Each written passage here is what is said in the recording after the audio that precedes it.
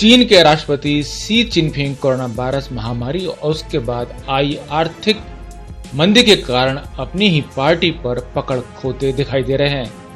ऐसे में चिनफिंग चाहते हैं कि उनकी छवि को पार्टी के सामने एक लगातार मजबूत होते नेता के रूप में पेश की जाए।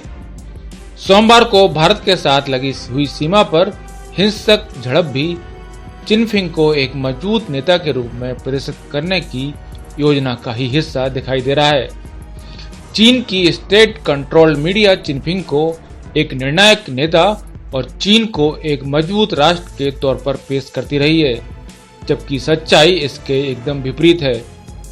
आपको बता दें कि सोमवार को LAC पर हुए संघर्ष में भारतीय सेना के 3 जवान शहीद हो गए, जबकि चीन की तरफ भी भारी क्षति पहुंचने की खबर है और उसको इसके अखबार ग्लोबल टाइम्स के संपादक ने स्वीकार भी किया है।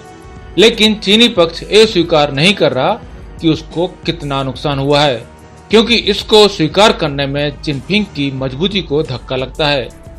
यहाँ तक कि जिस ग्लोबल टाइम्स की पत्रकार ने स्वीकार किया था कि चीन के 5 सैनिक मरे हैं और 11 घायल हुए हैं, उसको भी अपना ट्वीट वापस लेने के लिए मजबूर किया गया।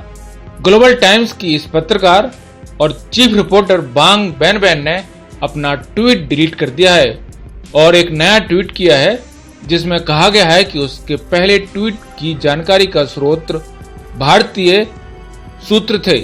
चीन के मीडिया ऑपरेशंस को जो लोग जानते हैं उनके लिए मानना मुश्किल है कि चीन के पत्रकार भारतीय स्रोतों को अपनी जानकारी में जगह देंगे, वह भी सैन्य और रक्षा जैसे संवेदनशील मामलों में। चीनी मामलों के विशेषज्ञ और चाइना नाइकेन मीडिया आउटलेट के सह संस्थापक एडम नी ने भी कहा है कि कोरोना वायरस महामारी ने शी चिनफिंग की चीनी कम्युनिस्ट पार्टी के ऊपर पकड़ को ढीला कर दिया है।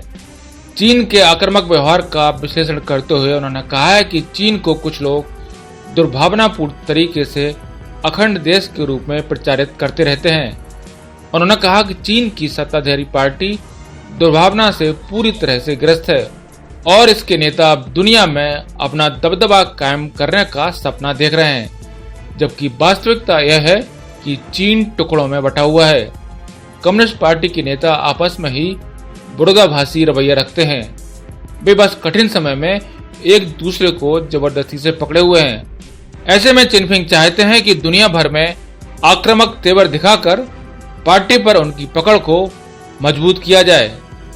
सेंटर फॉर स्ट्रेटेजिक में चाइनीज इकोनॉमिक्स और बिजनेस के एक्सपर्ट स्कॉट कैनेडी ने कहा कि कम्युनिस्ट पार्टी ने कोरोना वायरस के कारण देश की छवि को हुए नुकसान की भरपाई के लिए सभी नेताओं को सक्रिय होने का आदेश दिया है, जिसके कारण चीनी नेता इन दोनों बड़ी संख्या में सोशल मीडिया में चीन के हितों की रक्षा करते दिखाई दे रहे हैं।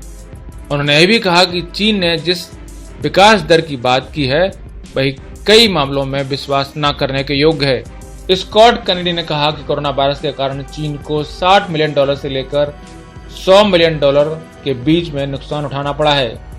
उन्होंने कहा कि अंतर्राष्ट्रीय मुद्रा कोष के अनुमानों के अनुसार 2020 के लिए चीन की विकास दर केवल 1.2% ही रहेगी। चीनी कम्युनिस्ट पार्टी ने जो लक्ष्य निर्धारित किए हैं वह सही नहीं है।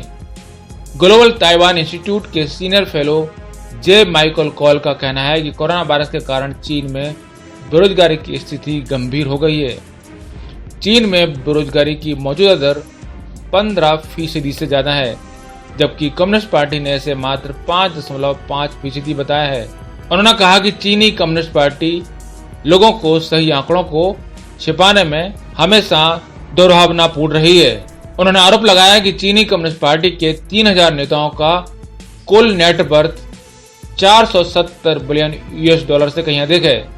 ये लोग स्वार्थ, लालच और अपने ही लाभ से मतलब रखने वाले हैं और इनको देश के व्यापक हित और पार्टी से कुछ खास लेना देना नहीं है। ब्यूरो रिपोर्ट, पत्रिका टीवी।